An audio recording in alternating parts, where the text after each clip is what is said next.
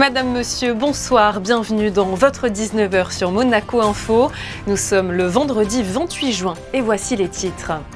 La séance publique législative du Conseil national qui s'est tenue hier soir a permis d'adopter à l'unanimité 3 projets de loi.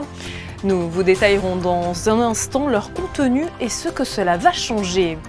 Ils seront 5 athlètes monégasques à se lancer dans la grande aventure des Jeux Olympiques. Ils ont été présentés hier soir par le Comité olympique monégasque dans leur tenue officielle. Le Tour de France va s'élancer demain depuis l'Italie pour s'achever le 21 juillet entre Monaco et Nice. Mais qui sont les grands favoris de la compétition et quels seront les tracés déterminants? Notre invité, l'ancien cycliste français Laurent Jalabert, répondra à toutes nos questions alors qu'il se trouve en Italie pour commenter l'épreuve pour France Télévisions. L'Académie de la mer va organiser la toute première session de son université d'été. Le rendez-vous est donné ce lundi 1er juillet pour apprendre à connaître la mer sous toutes ses formes. Laurent Anselmi, son président, nous dévoilera le programme de l'événement. Et pour finir, vous découvrirez le portrait de Grégory Buliga, le lutteur de l'ASM, 10 fois champion du monde de Moldavie, à son sport dans la peau. C'est l'information du jour qui nous est parvenue de Singapour où s'est achevée aujourd'hui l'assemblée plénière du GAFI qui a ajouté la principauté à sa liste grise de surveillance renforcée dans la lutte contre le blanchiment et le financement du terrorisme. Le GAFI a toutefois reconnu dans sa déclaration les progrès significatifs accomplis par Monaco, notamment le renforcement des moyens de lutte contre le financement du terrorisme, la création d'une nouvelle autorité de surveillance et de renseignement financier, la mise en place de sanctions financières ciblées et une supervision des associations basée sur une évaluation des risques. La principauté confirme sa détermination à mettre en place les dernières recommandations du GAFI avec un plan d'action sur les 18 prochains mois. Nous y reviendrons dans notre édition de lundi avec le ministre des Finances et de l'Économie notamment. Vous l'avez certainement suivi en direct sur notre antenne ce jeudi soir. Je vous parle là de la séance publique législative du Conseil national. À cette occasion, 3 projets de loi ont été adoptés à l'unanimité. Nous allons les décrypter avec vous, Vanessa Dessy. Bonsoir. Nous commençons par ce projet de loi numéro 1064 relatif à l'encadrement de l'activité de marchand de biens. Bonsoir Julia, bonsoir à tous. En effet, le Conseil national a voté ce texte qui fait suite à la proposition de loi à l'initiative de la Haute Assemblée, adoptée lors de la séance publique du 10 mai 2021, rapportée par Karen Aliprandi et déposée auprès de la Commission des finances et de l'économie nationale, présidée par Franck Julien. Le projet de loi 1064 prévoit d'encadrer l'activité de marchand de biens en principauté, au regard notamment de la multiplication des personnes exerçant cette activité sur le territoire monégasque et du risque de spéculation immobilière pouvant en résulter. Les échanges entre le gouvernement princier et le Conseil national ont notamment permis d'aboutir à la finalisation d'un texte équilibré, s'inscrivant notamment dans la droite ligne des dispositions figurant dans la loi 1548 du 6 juillet 2023 portant diverses dispositions d'ordre fiscal prises en lien avec les recommandations du rapport Monéval. Un autre texte débattu lors de cette séance publique qui évoque cette dimension sociale, Vanessa. Il s'agit d'un projet de loi solidaire et responsable sur l'aide médicale. Oui Julia, étudié par le gouvernement princier et la Commission des intérêts sociaux et des affaires diverses du Conseil national, ce projet de loi 1089 a été rapporté par Marie-Noëlle Gibelli. Il concerne la couverture médicale d'un certain nombre de personnes de nationalité monégasque ou étrangère résidant en principauté de façon stable et régulière depuis au moins 5 années. Ces derniers doivent relever d'aucun organisme monégasque et étranger et justifier de 3 refus de prise en charge d'assurance privée. Ces personnes seront donc dorénavant éligibles à une aide médicale de l'État. En 2016, le gouvernement princier avait institué cette aide médicale de l'État afin de prendre en charge les frais médicaux des personnes ne relevant d'aucun un organisme de protection sociale et qui n'ont pas les ressources suffisantes pour souscrire à une couverture médicale auprès d'une assurance privée. Ce projet de loi examiné ce soir vient donc parfaire cette démarche. C'est félicité Christophe Robineau, ministre des Affaires sociales et de la Santé.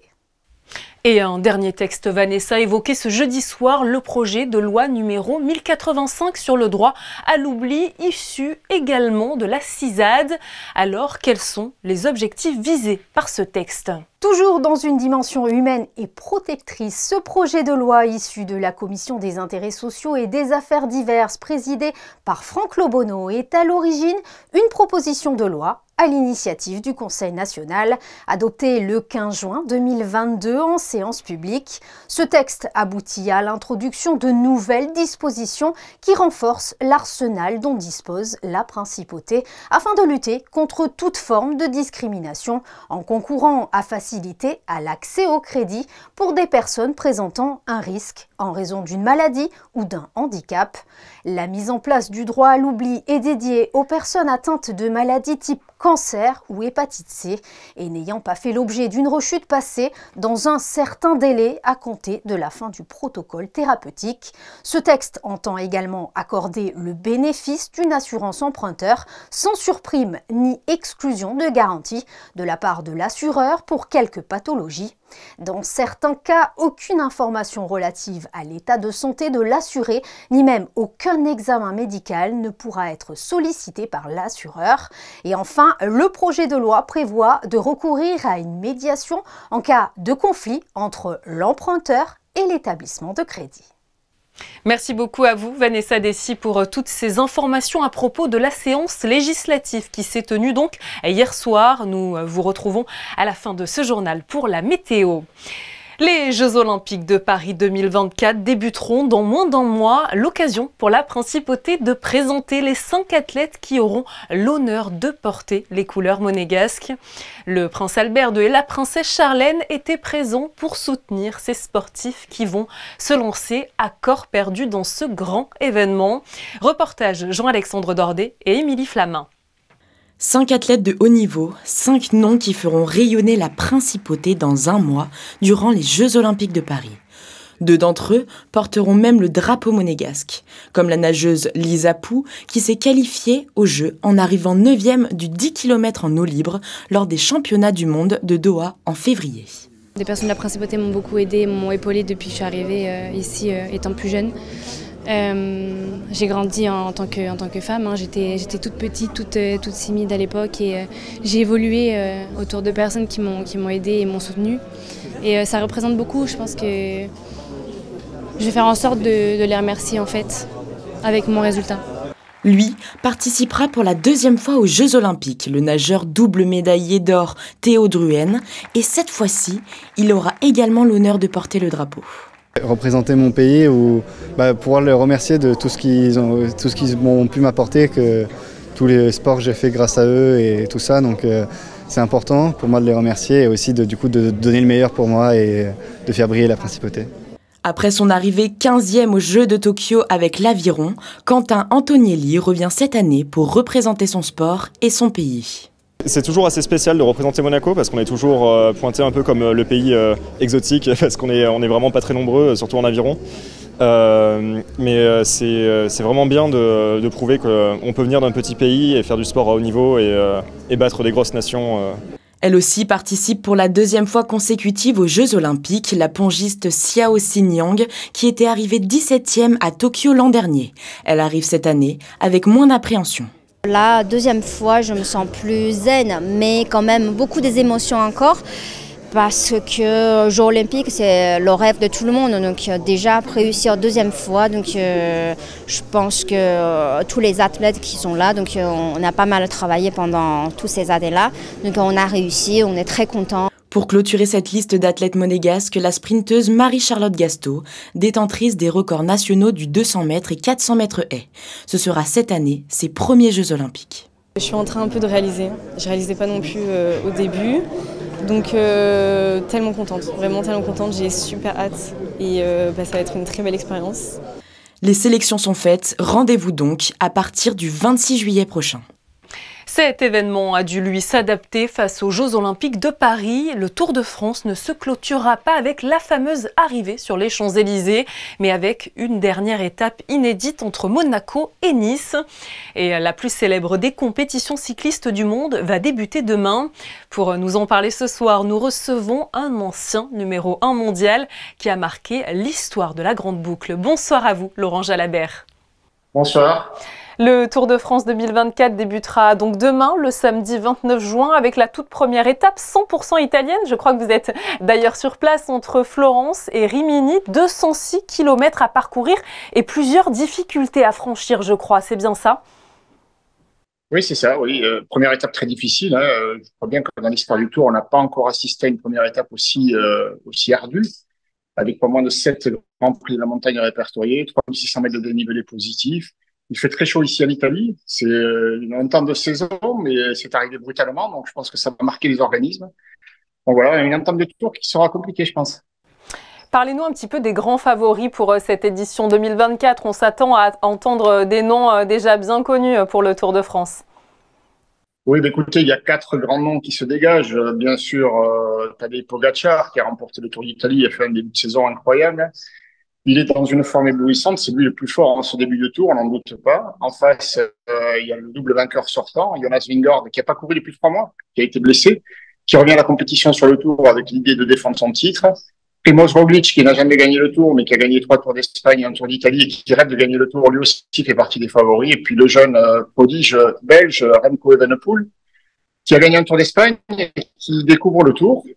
En face, on peut rajouter Egan Bernal, Carlos Rodriguez pour l'équipe Ineos. Bref, ça va être un Tour de France qui promet d'être passionnant parce que tous les favoris sont là.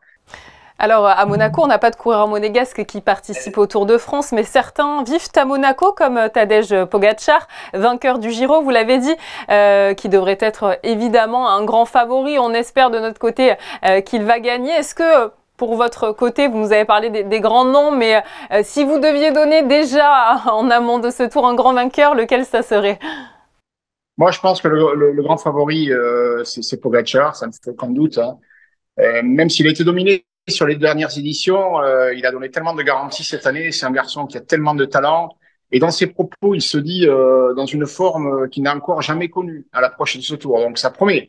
Quand on voit avec quelle facilité il est capable de gagner le Tour d'Italie avec 6 victoires d'étape, plus les classiques qu'il a remportés en début d'année, notamment Liège-Bastogne-Liège, il se dit au départ du Tour dans une forme qu'il n'a encore jamais connue. Donc, il est difficile pour nous, suiveurs, de ne pas en faire le grandissime favori. Je pense qu'il pourrait gagner cette édition. La question qui réside, en fait, et qui est, voilà, l'inconnu, c'est de savoir s'il va pas accuser un coup de fatigue dans la 3e semaine, surtout s'il fait très chaud. On sait qu'il n'aime pas la chaleur, c'est un élément qui le perturbe. Il n'aime pas non plus les cols au-dessus des 2000 mètres d'altitude. Il y en aura en fin de Tour de France. Donc voilà, ça pourrait être l'élément perturbateur en ce qui le concerne. Vous l'avez dit, c'est vrai, ce Tour de France 2024 attaque fort avec cette étape en Italie qui va s'avérer vraiment difficile. Quelles seront, selon vous, les autres étapes cruciales et déterminantes de ce Tour de France? Il y en aura plusieurs. On va être très vite dans la montagne avec le col du Galibier dès le 4e jour. Il y aura de belles étapes dans le Massif central avec une arrivée au Lioran et puis les Pyrénées avec l'arrivée à Saint-Lary et le plateau de Beille. Oui, ce seront 2 arrivées en altitude qui compteront pour le classement général. Il y a les contre-la-montre individuels cette année qui sont au nombre de 2 entre Gevrech, Chambertin et Nuit Saint-Georges. C'est long. Et puis surtout le dernier chez vous qui part de Monaco sous les fenêtres de Tadej Pogacar et qui arrive à Nice. Terminé par un contre-la-montre de 32 km avec autant de relief, il va falloir être costaud dans la dernière semaine pour tenir le coup.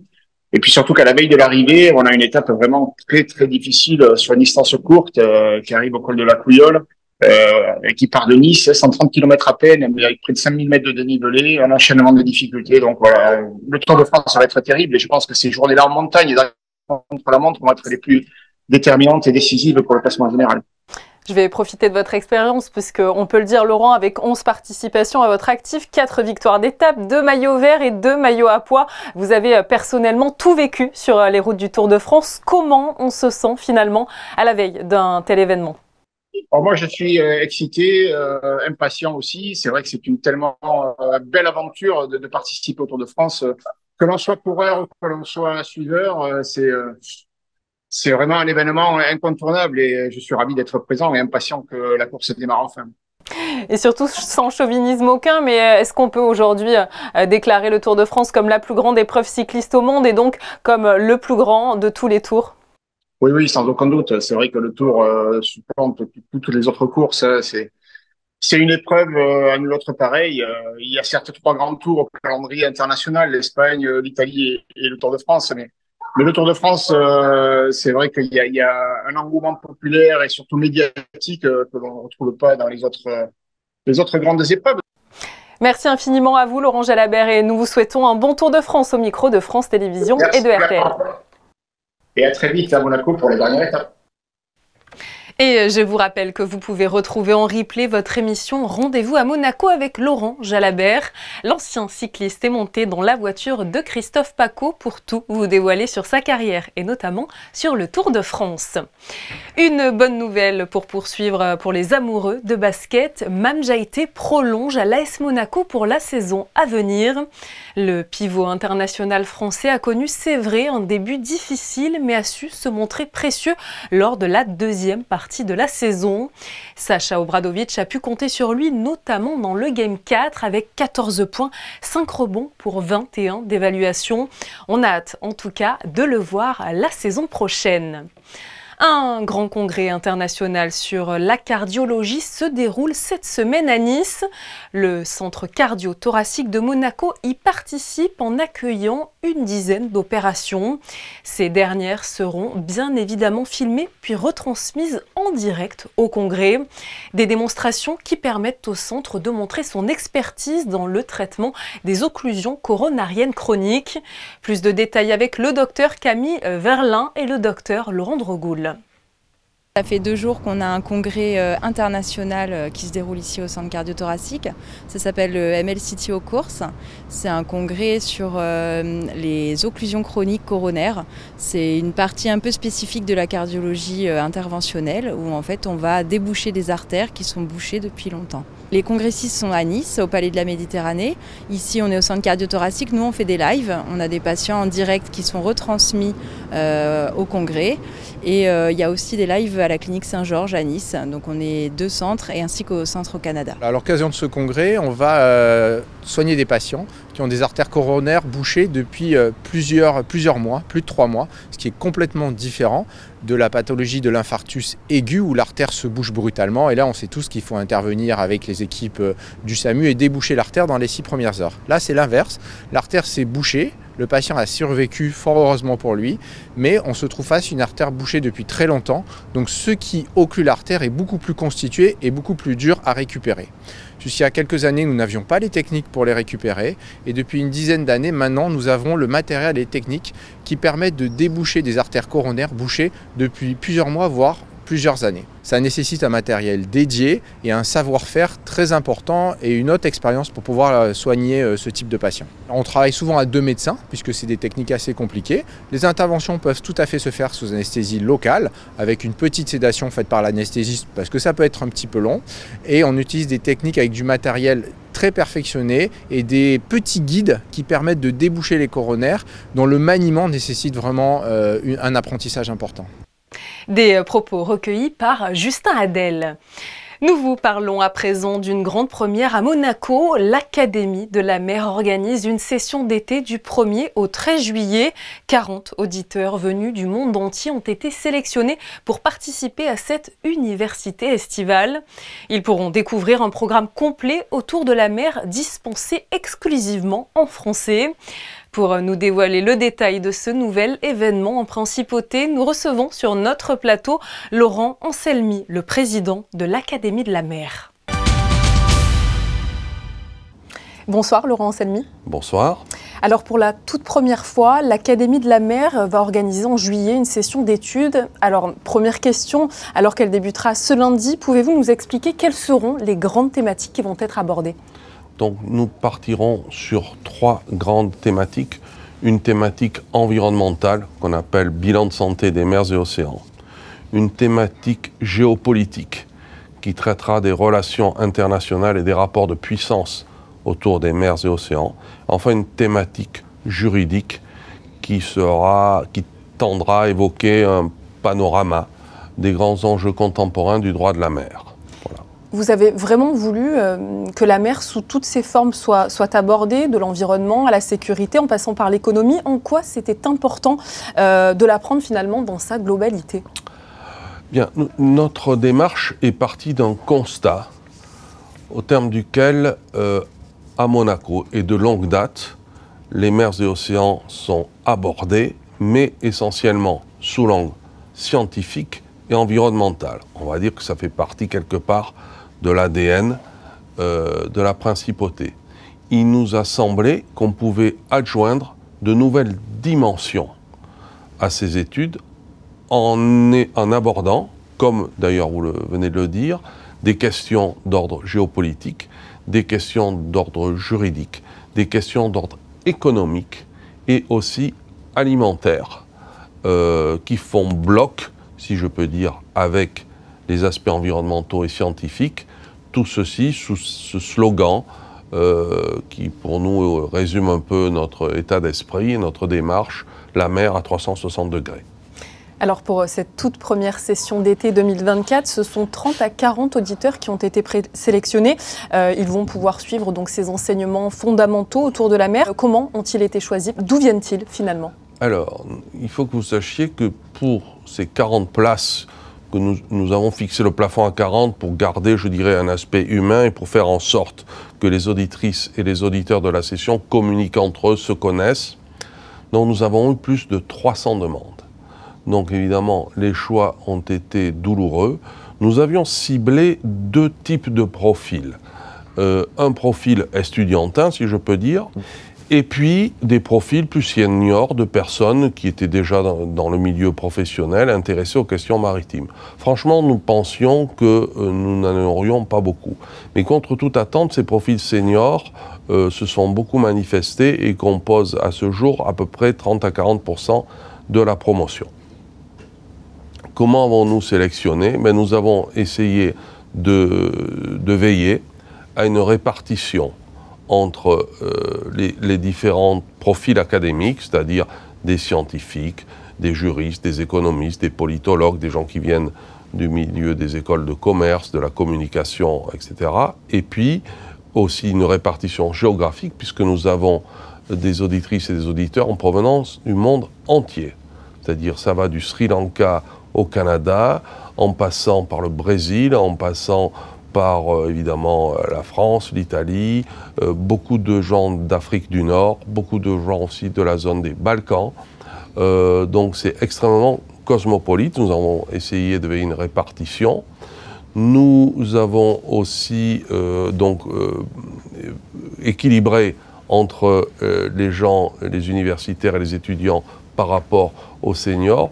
Et en fait, nous sommes arrivés à un certain point d'équilibre, et y compris en termes générationnels, puisque la plus jeune auditrice a, je crois, 21 ans, et la plus âgée, 63 ans. Est-ce qu'on peut parler d'université d'été aujourd'hui?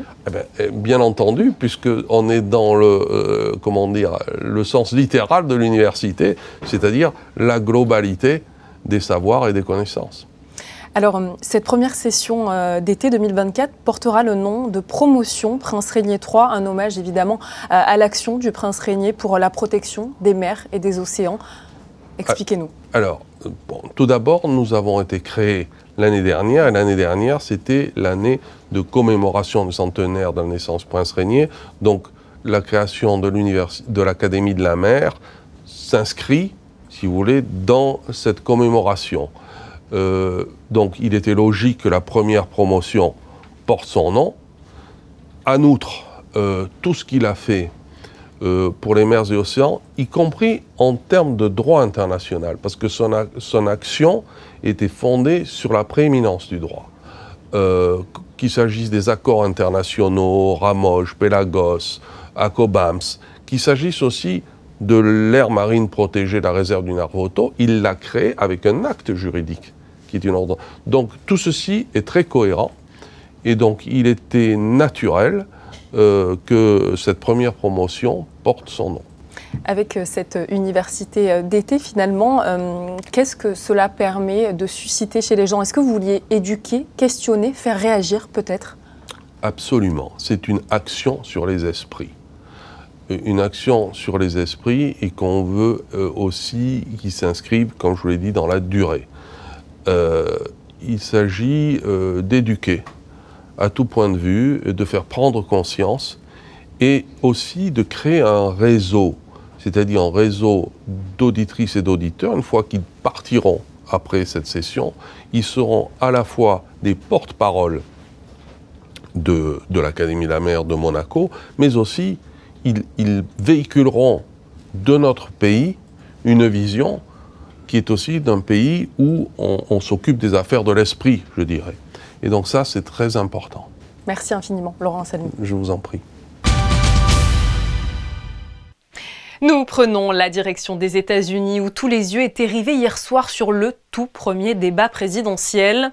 Un débat animé qui ne cesse de faire parler. Alors pour en savoir plus sur le déroulé et le contenu de cette soirée, nous retrouvons Alexandra Pani, notre correspondante permanente en Amérique. Bonsoir Alexandra. Bonsoir à vous. Un débat dont les deux camps attendaient beaucoup et qui a beaucoup inquiété. Je reviens d'abord sur l'organisation. La chaîne CNN accueillait sur son plateau ce premier débat présidentiel. Les deux candidats avaient 90 minutes pour s'exprimer à tour de rôle sur des thèmes prédéfinis sans pouvoir se couper la parole. Les thèmes abordés lors du débat étaient l'économie, l'inflation, les conflits en Ukraine et au Moyen-Orient, la santé et l'immigration, mais aussi la question sur le 6 janvier adressée à Donald Trump à laquelle il ne répond pas par 3 fois. Autre moment à retenir, cet échange surréaliste entre les deux candidats et leur niveau de golf. Si les analystes pointent du doigt les contre-vérités enchaînées par l'ancien président Trump, c'est surtout l'état de santé du président Biden, âgé de 81 ans, qui a occupé les discussions sur les plateaux de télévision et sur les réseaux sociaux à l'issue du débat. Ce moment pourrait être décisif pour la suite de la campagne. À ce stade, aucun accord n'a été conclu pour l'organisation d'un second débat qui permettrait au président Biden de se reprendre. L'inquiétude au sein du camp démocrate est montée d'un cran à seulement 4 mois de l'élection. Certains ont même évoqué à chaud la possibilité d'échanger de candidats. Eh bien, cela risque de faire encore beaucoup de bruit outre-Atlantique. Merci à vous, Alexandra, pour toutes ces précisions sur le débat entre les deux candidats aux élections américaines. Revenons à Monaco où s'est déroulé hier soir les 45 ans de l'association Monaco Aide et Présence. Le prince Albert II a participé à cette soirée organisée au restaurant Le Pavillon. MAP soutient les communautés les plus vulnérables, en particulier les femmes et les enfants, à travers des projets durables, principalement dans les domaines de l'éducation et de la santé. Tous les fonds récoltés servent à financer à 100% les projets qui se développent dans le monde entier.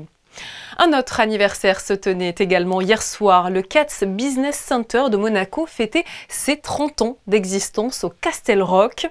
Le centre d'affaires premium réunit ainsi depuis 3 décennies de nombreuses sociétés de la principauté autour d'espaces de coworking, de véritables lieux de vie, de partage et d'échange. Sa présidente Odile Quéré est même arrivée dans la célèbre voiture de retour vers le futur, symbolisant sa vision avant-gardiste qui lui a permis de créer le tout premier centre d'affaires en principauté. Et une information à vous communiquer pour poursuivre ce journal. À partir du lundi 15 juillet, la piscine Saint-Charles devra fermer ses portes pour des travaux de remplacement d'équipements techniques. À noter tout de même, la piscine du stade nautique Régnier 3 reste, elle, ouverte. Toute sa vie, cet homme a fait de la lutte le moteur de son existence, de son enfance en Moldavie à Monaco. Il n'a cessé de pratiquer ce sport. Bien plus qu'une activité physique, la lutte est pour lui un mode de vie. Émilie Terrasson et Alexandra Marangoni l'ont rencontré. Portrait. 10 fois champion du monde de Moldavie, plusieurs fois champion d'Europe, champion de France, mais également champion vétéran. Grégory Buliga est aujourd'hui professeur de lutte à l'AS Monaco, une passion qui lui vient de sa petite enfance. Je m'ai inscrit à la première cours de lutte, comme j'étais à l'école, comme en France, on fait le judo, on donne des cours de lutte aussi. Moi, je passais la première cours dans une salle sportive qui s'entraînait beaucoup des enfants et était le cours de lutte le soir. Et moi, quand j'ai vu ça, je dis pourquoi pas d'essayer de voir, m'inscrire. Et je m'inscris à 8 ans, quand j'étais petit. Et de là-bas, je commençais à faire connaître la lutte, la vraie lutte. petit à petit, après vers 13 ans, 14 ans, ils m'ont pris dans le lycée sportif. Je m'entraînais 2 fois par jour et je suis devenu un sportif professionnel. Arrivé en France en 2000, il commence son parcours à Angoulême où il donne des cours. Il poursuit les compétitions à Limoges avant de partir à Nice. En 2006, il propose en principauté les premiers cours de lutte et participe à la création de la fédération 2 ans plus tard. Je vois des résultats, les enfants ils sont là, les parents ils sont derrière et c'est une très très jolie famille de la lutte qui ont une bonne éducation et on se respecte beaucoup entre nous. Parmi les membres de l'équipe de l'ASM Lutte, le frère de Grégory met également la main à la pâte, un véritable travail d'équipe. C'est une grande fierté parce que ça a été très très dur. On a fait 15 ans de bénévolat en France, on a fait 10 ans de bénévolat à Monaco. Avant de réussir d'avoir cette salle, en 2017 on a eu cette salle.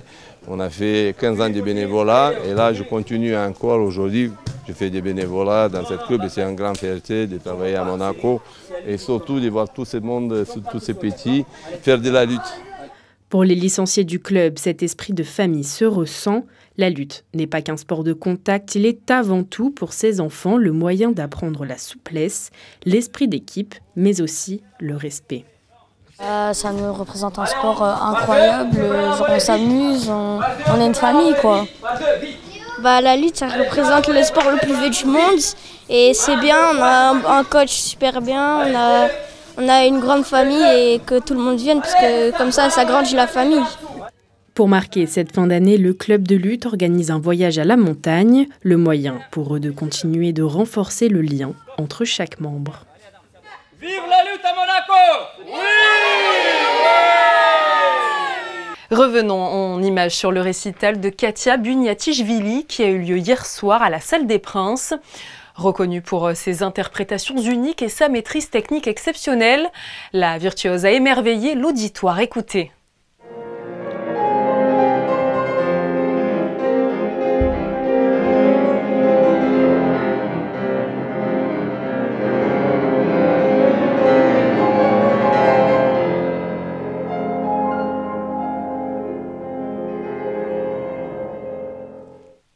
Pour ce récital au Grimaldi Forum, elle a interprété un programme qui réunit Bach, Beethoven ou encore Mozart.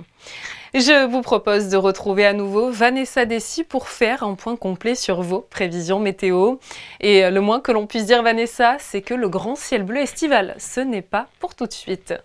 Et oui Julia, décidément, le soleil restera encore très timide. Quelques passages nuageux sont à prévoir car le temps se couvrira progressivement durant la journée, mais avec une faible probabilité de pluie sur le territoire.